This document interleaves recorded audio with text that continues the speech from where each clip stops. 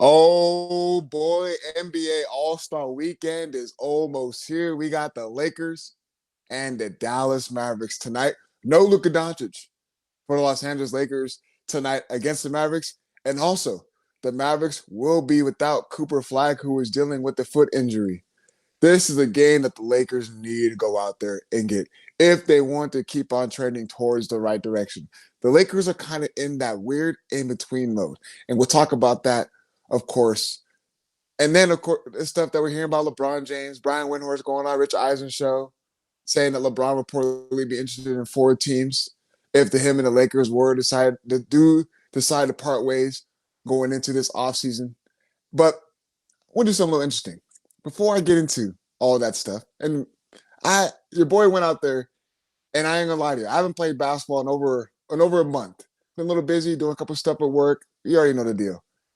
I got a little story to start off our Lakers Talk Daily episode about my morning hoop session today. But before we do any of that, I got to talk to you about my partners at Pechanga Resort Casino. You can always play a perfect combination at Pechanga Resort Casino, the official Native American resort and casino of the Los Angeles Lakers. Skip the traffic. Head on over to Pechanga Resort Casino just off the I-15 in Temecula. Visit pechanga.com or call 888-PECHANGA for reservations and for more information. So, to start the show off, I want to do something just a little bit different because, it's All-Star Weekend. There's a lot of, stuff that we're going to touch on with the Lakers. It's going to be good. But I want to have a little fun when we start this episode off. So, your boy went to go hoop this morning. And I went to 24-hour fitness out there in Fontana. Yes, I got hit up to hoop.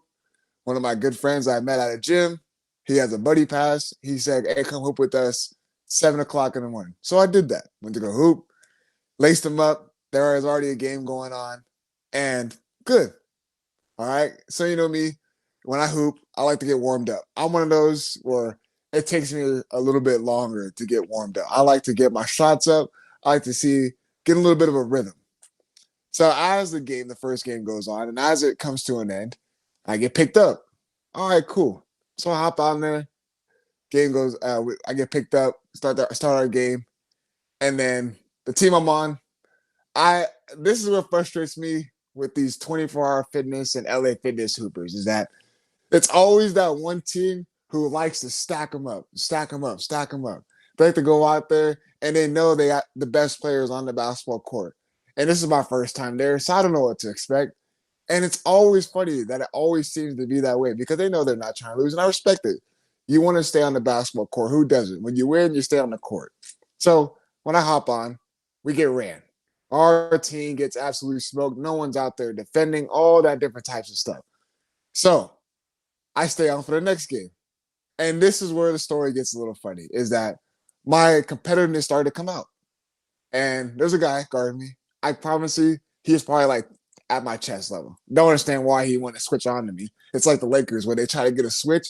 I'm like, okay, here we go. This is a mismatch. So this dude tried to be overly aggressive. And what do? All right, my basketball instinct started to kick in. I gave a dude a little shoulder check, and he got real upset. Talking about he got in my face. It was like, you got to watch the elbows. You got to stop doing all that stuff, man. You got to watch up. I'm like, look, bro, you are being overly aggressive. I got to create space. I'm shoulder checking you for a reason, to create my own space. It's not intentional, just how I am as a basketball player. And he did not take that lightly. I kid you not. And I'm going to end this right here. He was not stopping the whole entire game. Bickering, doing all this. And your boy ended up having to put 9 on his head. We played a 15. I had to put 9 points on his head. A quick and easy 9 points. And I'll tell you what, that man had to walk off the gym. He was sulking. He was pounding lip all out. And I had to tell him, hey, respectfully, look, man, I hoop. I hoop for real. So for all those 24-hour fitness and LA Fitness hoopers out there, I respect you guys. You guys getting your workout in. I love that. I love coming out and hooping with everyone. Don't come out there and try to press the issue on me. That's just a little story I have to say. Whew. I do not get frustrated like that, but I just had to tell you guys a little story. And then I see you guys in the YouTube chat, Oscar Ortega, Wemby switch. It definitely was a Wemby switch saying that's all I needed. It became personal. Yes, I had an MJ moment. I had a Michael Jordan moment. Don't be over there getting upset because I get a little aggressive and I'm a little stronger than you. Don't get a little upset, bro. So that's how we're going to start Lakers Talk Daily out. And again, you guys in the YouTube chat, I know you guys be hitting me up to hoop. I am more than welcome to come out there and hoop with you guys. Trust me, I'm all for it. You guys know me on Instagram at DeAndre_Hawkins. Go ahead and hit me up. I will be down to hoop with you guys if it makes sense. So, with that being said, to get into Lakers, because they got the Dallas Mavericks tonight, and the Lakers will be without Luka Doncic.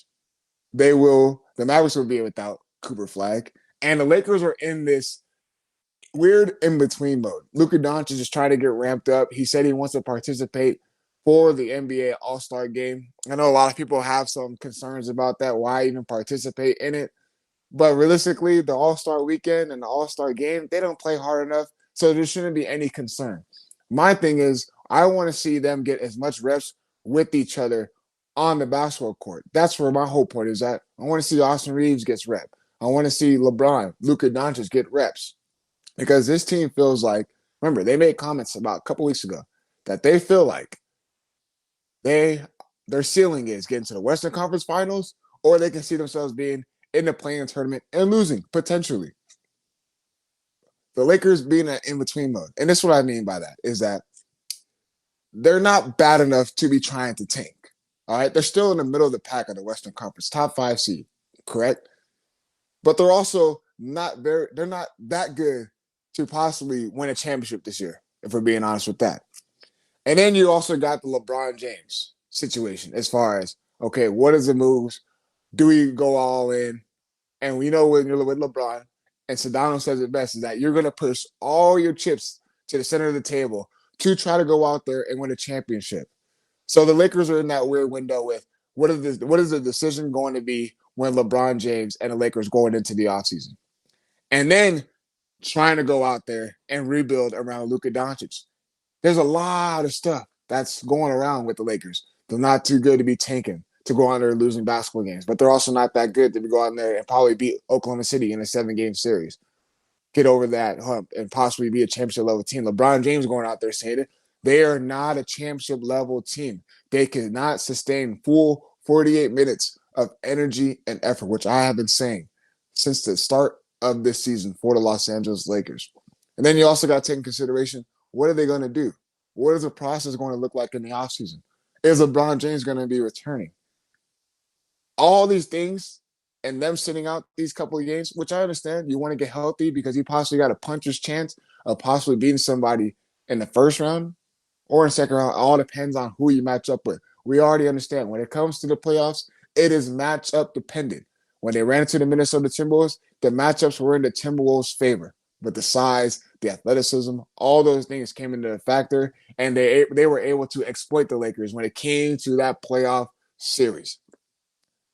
The Lakers will get exploited on the defensive end of the floor because a lot of these teams, what are they? They're younger. They're more athletic. They're quicker. They get out and run. All those different types of things that teams are going to be doing in the Western Conference playoffs to try to exploit this Lakers team. So with them not being a championship level contending team, what is the goal then?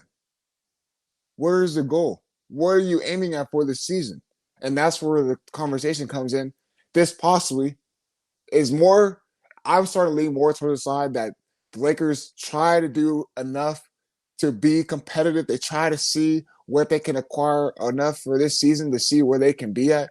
I know that Rob Pelinka made comments that they were trying to be aggressive, but there wasn't the right move to do so. And that's why they were only able to land Luke Kennard, which what the Lakers needed, they needed shooting. So they were able to address a little bit of that issue. There's still problems with that. Luke Kennard's not getting enough shots up, and the Lakers are still trying to find that rhythm. So it's where are the Lakers at? If this season is like that and it's a gap year, what's the point? Now I'm truly, truly believing that their energy and their attention might possibly be the offseason, might possibly try to build the best team around Luka Doncic. And I'm telling you guys right now, all those notable free agents that are going to be on the 2026 offseason, there is going to be a lot of other teams that are going to want to get those guys. The Lou Dort with a team option, Isaiah Hartenstein with a team option. And you got Peyton Watson, who is going to be testing the free agent market, which he should because he's going to be making good money. He hasn't taken his game up to another level. So that's what I'm getting at is that yes, I know Lakers, the franchise and the brand itself can land a lot of these potential targets, but you got to take in consideration that there's a lot of other teams who are going to want those same type of targets. So if you're the Lakers, what is going to be the pitch offer? Of course, you got Luka Doncic. Of course, you're going to possibly have Austin Reeves. How else are you going to get those other guys? It all depends on how the rest of the roster is going to be built. And it is going to be a difficult thing to do this offseason. That is why this is such a very weird season. And it is very frustrating because you expect them, if they don't feel like they're a championship level team, go out there and compete. Go out there and try to make the most out of the season. Because you have the stars in LeBron, Luka, Austin Reeves. You got maybe a good role player in Rui Hachimura, and then you got Jared Vanderbilt. You got a puncher's chance, however you feel it. Lakers have a puncher's chance against the Spurs, against the Rockets, the T-Wolves, the Nuggets. They do. If we're being honest, they can. Because the way the offense is and the way they can score, it will keep them in a lot of those games. It's the defensive end that we always have to be worried about. So why? Why keep on resting these guys? Why keep on sitting out? Luka, I understand. Get that hamstring fully healthy. Austin Reeves sitting out, I get it. He's ramped up. Get his minutes right. LeBron James at age 41, you got to be a little timid as far as giving him the workload. But we really need to see this team fully healthy. Fully healthy. We haven't really seen this team fully healthy. So that's why I get frustrated because there's moments where this week we could have seen them fully healthy and we never got that opportunity and chance. So that's why after the All-Star break, they're going to have a lot of time to get ready. A couple of days off, take that necessary rest, get your body right, get your mind right, and let's see what this team will look like. I see you in the YouTube chat, Oscar. Luka, Reeves, LeBron only played 10 games together. Yes, that is very, very little, especially at this point in the season. So you think that they're just going to be able to flip a switch like that and all of a sudden they're going to be clicking and there's going to be different types of things? No, the rotations are still an issue with JJ Redick. He's still got to figure out that and who can be closing out games, who should be starting games, who should be coming off the bench, who can help me in this hole, in this magnitude of the basketball court. There's a lot of things that the Lakers at this point in the season still need to figure out that a lot of other teams, like the Thunder, like the Spurs, like the Nuggets, have already figured out at this point in the season. They know who they have, and they know who they got, and they know who they can rely on. It was very, very exploited. Looking at that Spurs game, and you're telling me, can you trust any of those guys to come in and give you very useful minutes on the basketball court? The way the Spurs came out there and just punched them in the mouth, I get it.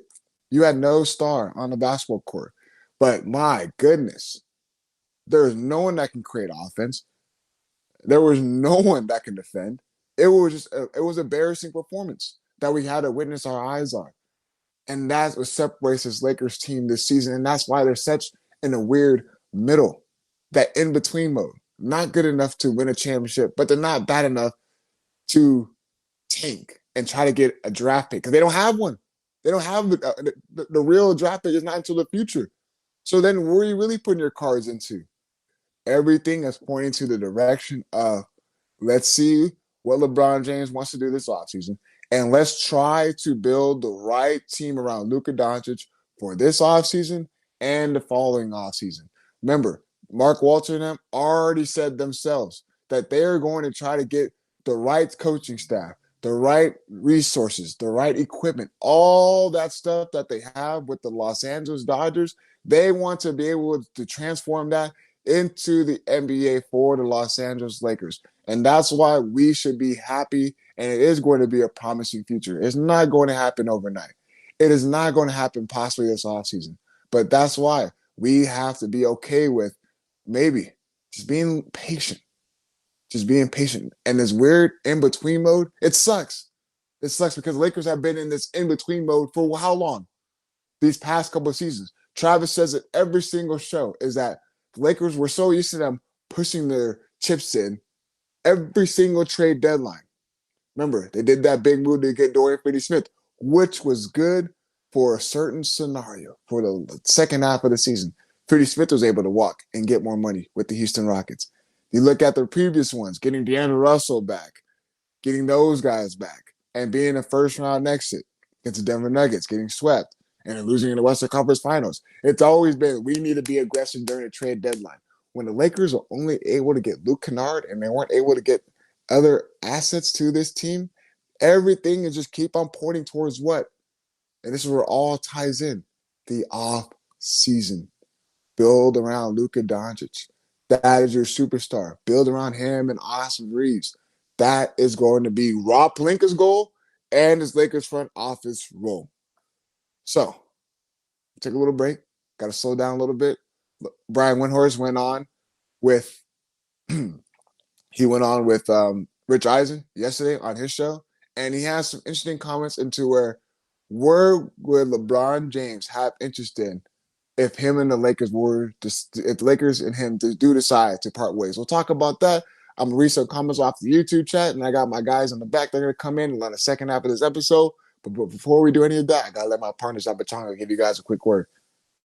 At Pachanga Resort Casino, you can rock and roll, sip and slide, twist and shout. Play your perfect combination at Pachanga Resort Casino, official Indian gaming sponsor of the Lakers.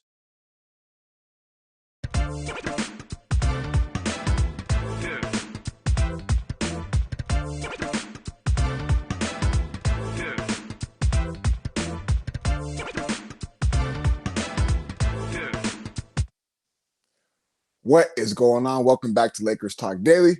The Los Angeles Lakers are taking on the Dallas Mavericks. And honestly, this is a game that the Lakers need to go out there and win. Go out there and you got to beat the Dallas Mavericks. With Luka Doncic out of the lineup, you still got LeBron, you still got Austin Reeves. If you want to be taken serious going into the second half, heading into the All-Star break, you have to take care of business against the Dallas Mavericks. They just traded away Anthony Davis. Cooper Flag is out.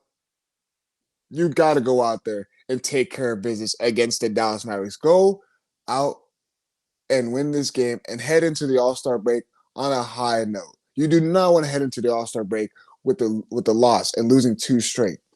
And I want to read this because Jay Detail in the YouTube chat said, D-Hawk, what grade would you give the Lakers thus far heading into the All-Star break? And I'm going to be brutally honest. I'm going to give them a C. I'm going to give them a C. And a C is average, which the Lakers have been, right? They've been an average team. They're good, but they're not too bad, right?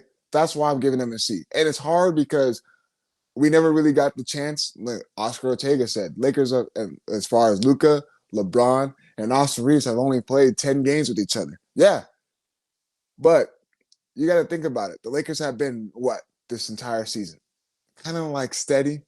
There's some moments they have some highs, and then there's some moments they have some real lows.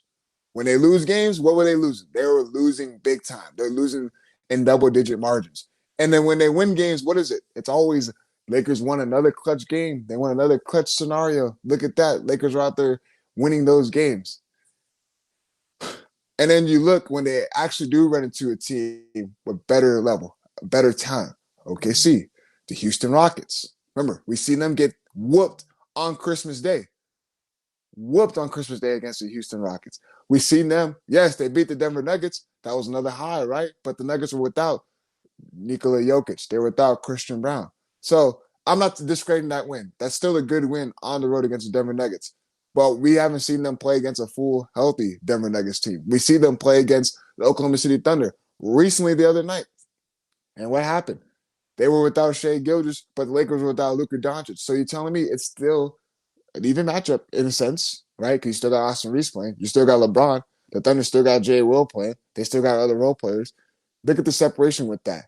You can read off the list of names of guys just coming in for the Thunder. Boom, they're doing that. Boom, they're hitting threes. Boom, they're getting to the basket. Boom, they're defending. With the Lakers, it's, I remember what Austin Reeves did. I remember what LeBron did. I remember what Rui was doing in spurts. What other guys can you list? This roster was never constructed the right way to win. That's why I'm giving them a C. Is because there was no real clear path of them being a championship level team this season. We don't see it. When they win games, they look good. But when they lose, it looks really, really bad out there. Their defense, it's so hard to see that their defense is going to get corrected. It's going to be really, really hard to see how their defense can get corrected. JJ Redick can go out there and throw out these different zone matchups. He can go out there and throw out different looks. But teams are going to be able to exploit the Lakers because what they can do as far as get out there and run. They're younger, they're athletic. You see, LeBron James has some difficulty with a guy like Lou Dort guarding him. It was tough. He made it. He made LeBron James work.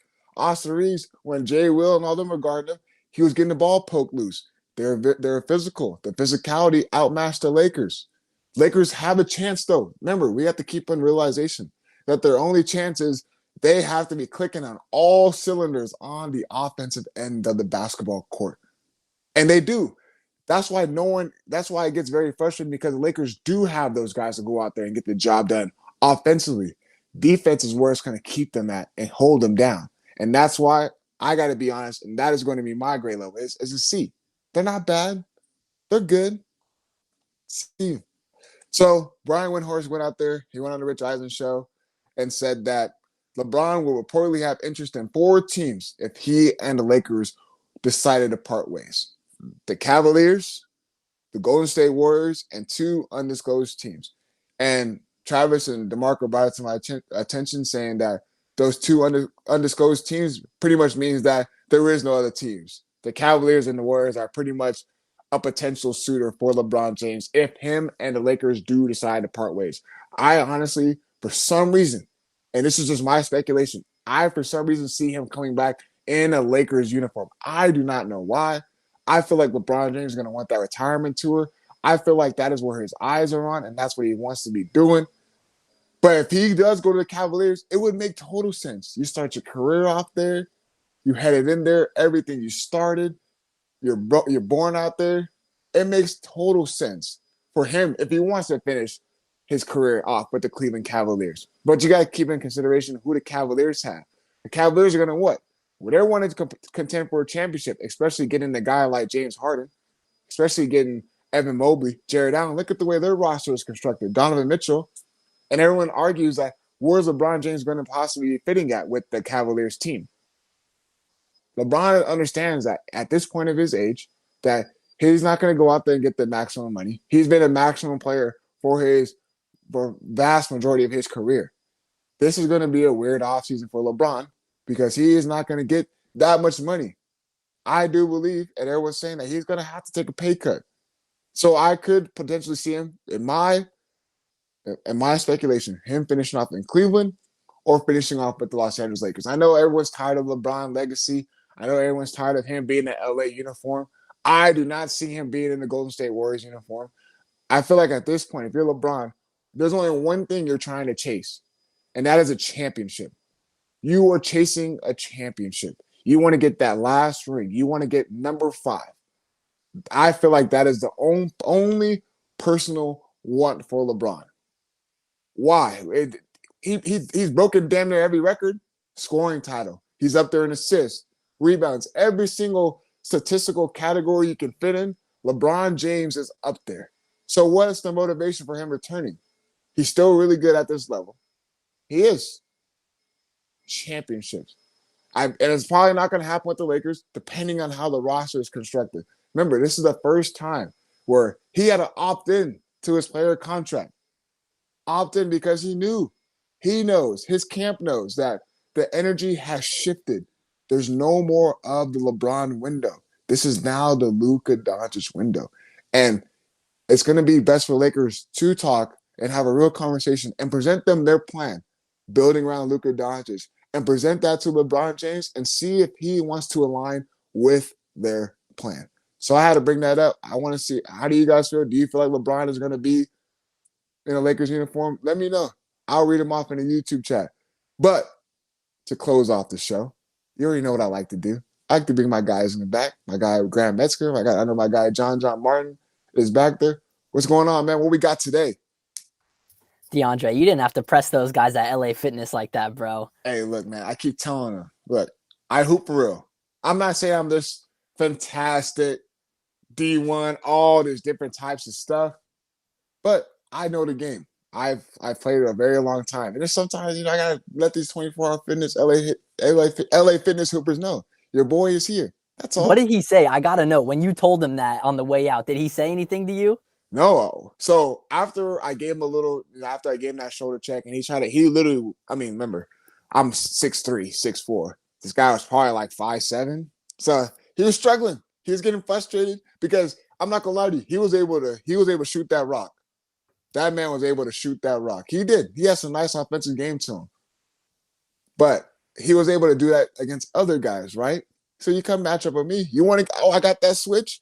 And he was trying to dig, trying to do all this different type of stuff, Graham. And I just gave him a little shoulder. And he bumped off. I created separation. He got pissed off. And then I ended up having to drop him off.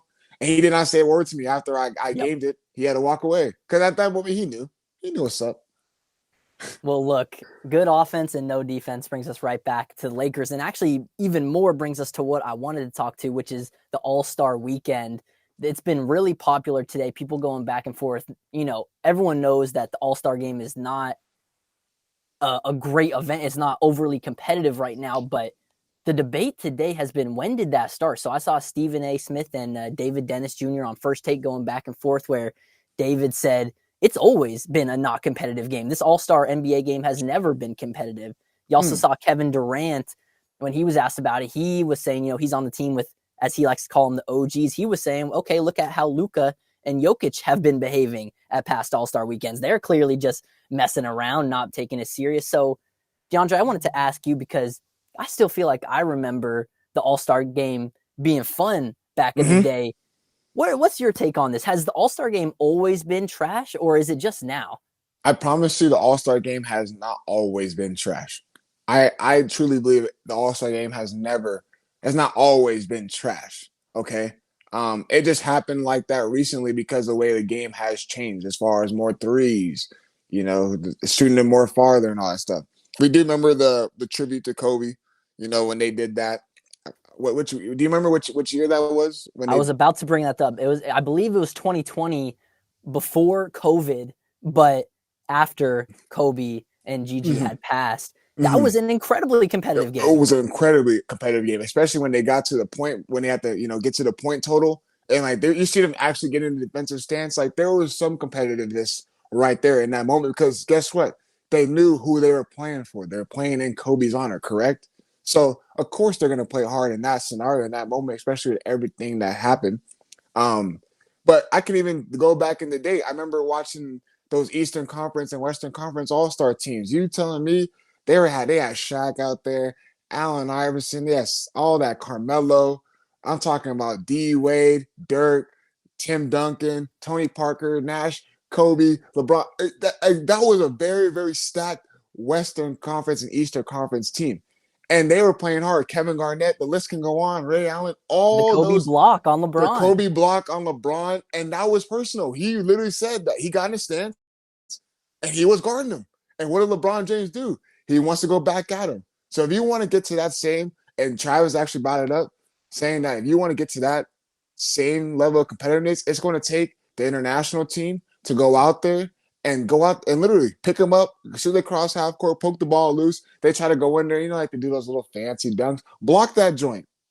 Honestly, block it and go down the other end and score. Talk a little ish and actually sit down in a defensive stance because these dudes just let them blow by. They're throwing balls off the backboard to get alley oop dunks or shooting from damn near half court. So yeah, that's it, man. So, I'm glad we agree, man, because look, we're both going to be in the building for our first All-Star games this weekend. I know I'm very excited, and mm-hmm. who knows, maybe we'll get a little taste of that 2020 All-Star game this weekend. We'll see, man. We'll see. I'm gonna definitely dive into more of All Star Weekend because I'm actually working like with you, Graham. I'll be out there for my first ever. I've never been to All Star Weekend. I'm very, very excited to see what goes down for that for that event. But again, Lakers are taking on the Dallas Mavericks. They will be without Cooper Flag. Lakers are without Luka Doncic. Can they end their first half of the season on a high note heading into the All Star break? Get healthy, get right after the All Star break, and let's see what this team really looks like when they are fully healthy. We're not going to use that excuse, but it will be a beautiful thing to see when they all are fully healthy and ready to go. But for myself, my guy Grant Metzger, John Martin back there, all you guys in the YouTube chat, I appreciate you guys tuning in. We out.